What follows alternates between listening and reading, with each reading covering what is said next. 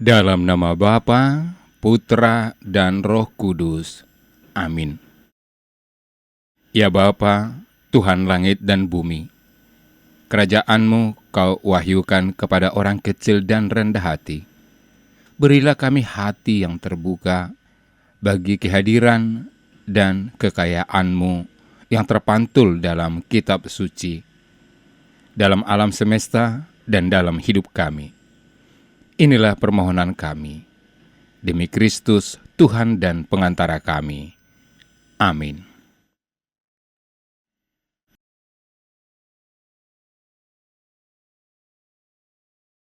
Pada hari itu, waktu hari sudah petang, Yesus berkata kepada mereka, "Marilah kita bertolak ke seberang." Mereka meninggalkan orang banyak itu, lalu bertolak dan membawa Yesus beserta dengan mereka dalam perahu, di mana Yesus telah duduk, dan perahu-perahu lain juga menyertai Dia. Lalu mengamuklah taufan yang sangat dahsyat, dan ombak menyembur masuk ke dalam perahu, sehingga perahu itu mulai penuh dengan air. Pada waktu itu Yesus sedang tidur di buritan di sebuah tilam. Maka murid-muridnya membangunkan Dia dan berkata kepadanya, "Guru, Engkau tidak peduli kalau kita binasa?" Ia pun bangun, menghardik angin itu dan berkata kepada danau itu, "Diam, tenanglah."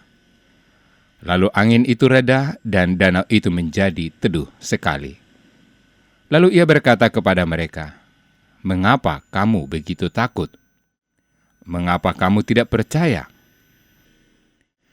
Demikianlah sabda Tuhan. Saudara-saudari yang dikasihi Tuhan, musibah dan bencana alam telah terjadi silih berganti di bumi pertiwi ini. Tsunami, gempa bumi, banjir bandang, bahkan berbagai musibah hebat lainnya yang menewaskan ratusan jiwa manusia. Jika kita menganalisis dan mencermati peristiwa ini, tak sedikit orang bertanya, di manakah Tuhan? Mengapa Tuhan diam saja? Bukankah Tuhan Maha Kuasa, mampu meniadakan penderitaan dan berbagai macam musibah? Ataukah Tuhan sudah tidak peduli lagi kepada manusia? Secara ilmiah, apa yang terjadi merupakan hal yang biasa.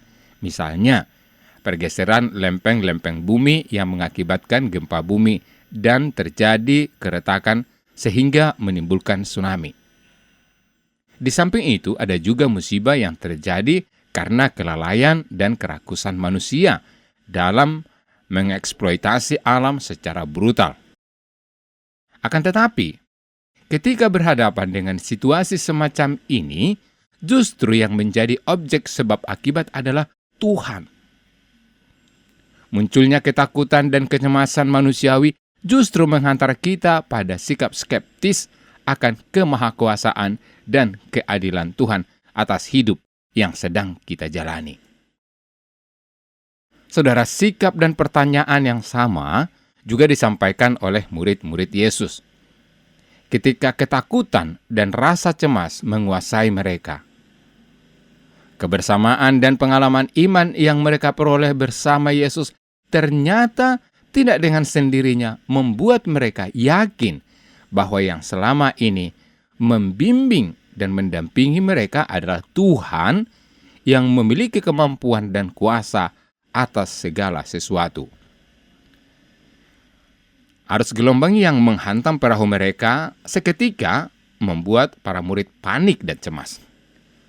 Orang-orang terdekat yang selalu bersama-sama dengan Yesus, yang sering menyaksikan peristiwa-peristiwa spektakuler yang dibuat oleh Yesus pun masih menyimpan berbagai macam keraguan di dalam hatinya.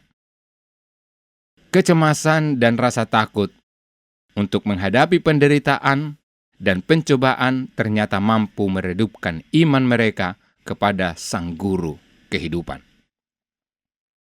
Saudara terkasih, belajar dari kisah dan pengenalan para murid akan Yesus, kita yang mengaku pengikut Kristus juga diajak untuk merenungkan kembali sejauh mana kualitas iman kita kepada Kristus tak kala kita tengah menghadapi pelbagai percobaan dan badai serta gelombang kehidupan kita.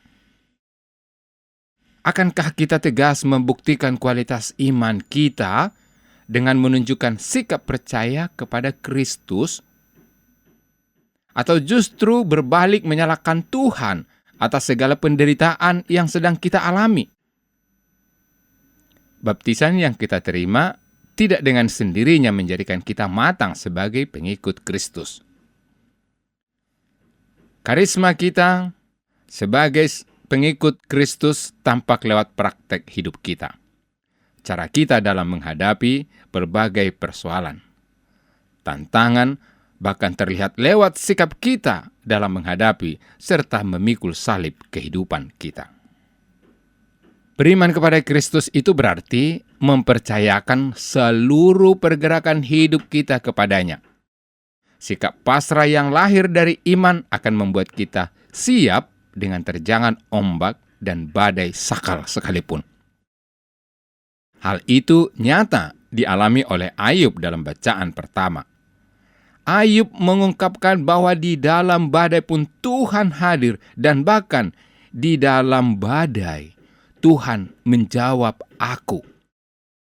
Kesalehan dan iman seorang Ayub kepada Allah tidak perlu diragukan lagi. Ia dikenal akan ketulusan dan kesetiaannya. Namun bukan berarti ia terbebas dari cobaan dan ujian iman. Kesalehan hidup seperti Ayub boleh saja kita alami dan miliki. Namun tidak boleh juga kita meniadakan kesadaran akan kecilnya kita di hadapan Tuhan. Saudara-saudari yang dikasihi Tuhan, penderitaan dan cobaan hidup adalah sebuah undangan untuk datang kepada Yesus secara lebih dekat dan pasti untuk menerima ajakannya. Maka ketika kita berhadapan dengan situasi pelik semacam itu, kita tidak perlu membangunkan Yesus dengan keluhan dan protes, melainkan kita sendirilah yang bangun dari zona nyaman serta bangkit untuk menyadari kehadiran dan kuasa-Nya. Ketakutan dan kecemasan yang berlebihan justru akan mendistorsi iman dan relasi kita dengan Tuhan dan sesama. Tuhan tidak pernah berjanji tidak akan ada badai, tantangan, bahkan kenyamanan hidup. Tetapi Tuhan berjanji akan menyertai kita sampai akhir zaman. Tuhan memberkati. Tuhan Yesus Kristus, kuatkanlah kami dengan sabda-Mu, agar kami tidak jatuh dalam kekhawatiran dan dalam kesibukan yang menjauhkan kami daripada-Mu. Bukalah hati dan pikiran kami, sehingga kami mengalami kehadiran-Mu yang menyelamatkan. Semoga kami berusaha mengenal-Mu secara pribadi. Doa ini kami panjatkan dalam nama-Mu yang kudus, Tuhan dan Penyelamat kami. Amin. Allah Tritunggal Maha Kudus, Bapa, Putra, dan Roh Kudus. Engkaulah Allah Esa yang Maha Kuasa dan Maha Rahim. Kami puji dan muliakan Dikau. Di tahun komunitas basis ini, dengan sepenuh hati, kami mengagungkan Dikau, karena Engkaulah sumber, dasar, dan model sempurna kesatuan kami dengan Dikau, sesama dan alam ciptaan. Kami mohon, anugerahilah kami Roh Kudus-Mu, agar kami mampu membangun persaudaraan dan persekutuan sejati di dalam keluarga, komunitas-komunitas, dan seluruh gereja. Dengannya kami menjadi tanda kesatuan dan kehadiran-Mu di dunia ini. Bunda Maria, Bunda yang berbelas kasih, doakanlah kami anak-anak-Mu, agar hidup rukun dan bersatu seperti keluarga kudus di Nazaret, dengan pengantaraan Kristus Tuhan kami. Amin. Dalam nama Bapa dan Putra dan Roh Kudus. Amin.